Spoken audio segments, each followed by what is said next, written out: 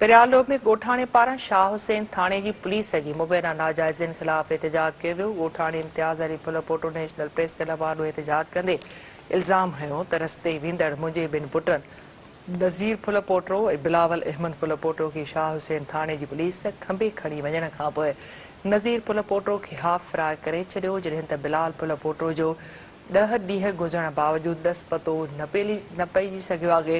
हुन वधीक चयो त एसएचओ ऐं एएसआई समेत ॿियनि अमलदारनि पारां साणनि नाइंसाफ़ी कई वई आहे। एहतजाज कंदड़ ख़दशो ज़ाहिर कयो त पुलिस संदसि पुट खे मुबैना मुक़ाबले में मारण, कूड़ो केस दाख़िल करण या रिश्वत न ॾियण जी सूरत में नुक़सान पहुचाइण जी कोशिश करे सघे थी।